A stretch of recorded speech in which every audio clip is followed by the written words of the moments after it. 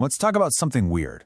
We've spent, centuries engineering this world of unbelievable comfort, right? We've got perfect temperatures, entertainment on tap, anything we want delivered. And yet, so many of us feel more tired, more anxious, and just flat out unsatisfied than ever.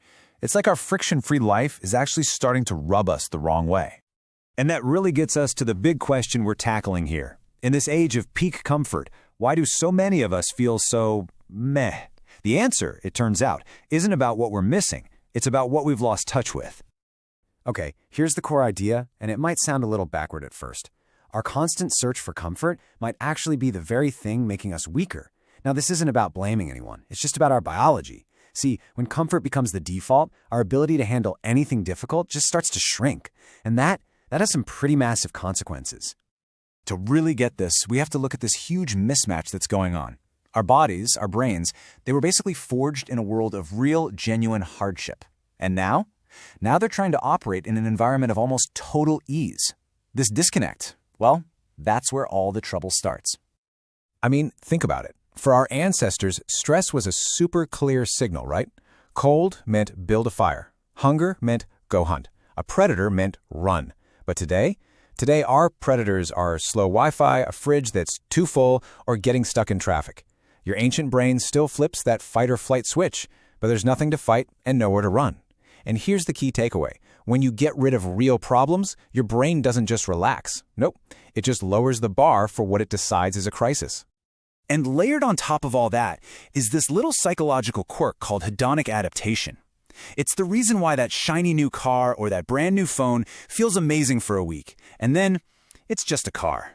Our minds are built to return to a baseline, so constant comfort just becomes the new, boring normal. And without that contrast, it's really, really hard to feel genuine joy.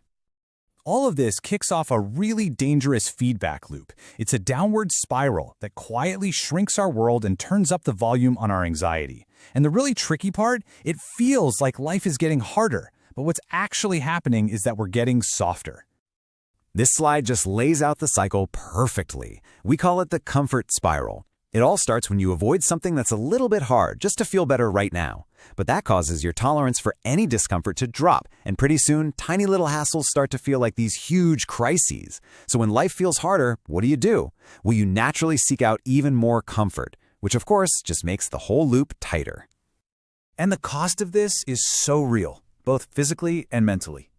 Our bodies, which were designed to move, they get weaker. Our brains, which actually need small challenges to grow, they get understimulated and anxious. It's like our internal alarm system gets stuck on high alert, while our learning systems get lazy. And our moods just kind of flatline because we've lost the contrast that makes the good moments actually feel good. You're not broken. You're just living in a world you weren't built for. Okay, so that's the problem. But here's the good news. The solution isn't to go live in a cave and hunt for your own food. It's all about finding a sweet spot, a zone where a little bit of challenge actually sharpens you instead of crushing you. This chart shows it perfectly.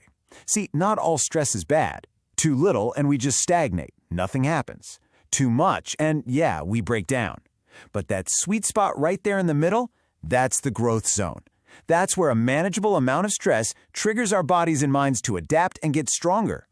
And let's be really clear about this. This is not about becoming some kind of hero or running an ultra marathon tomorrow. The goal is way simpler. It's just to spend a little more time on a consistent basis in that useful zone of productive discomfort. We're talking about small, deliberate efforts. So how do we actually do that? Well, you don't need a personal trainer and a mountain to climb. You just need a few simple tools to intentionally add a little bit of that useful friction back into your life. Let's start with the body, because it's basically the control room for our emotions. The foundations are absolutely key. Moving every day, eating in a way that gives you steady energy, and making sleep a priority.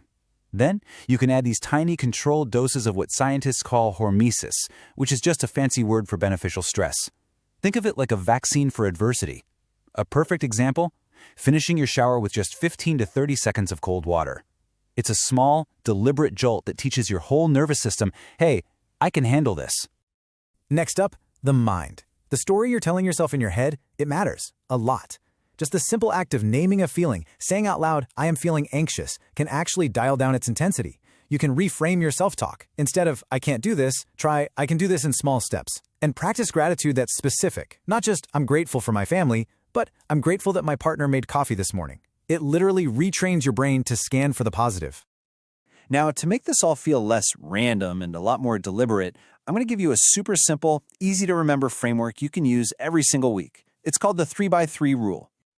Here's how it works. Your goal each week is to get in 9 small reps of useful discomfort, and they're broken into 3 categories. So you do 3 physical things, maybe 1 tough workout, 1 long walk without headphones, and 1 cold shower.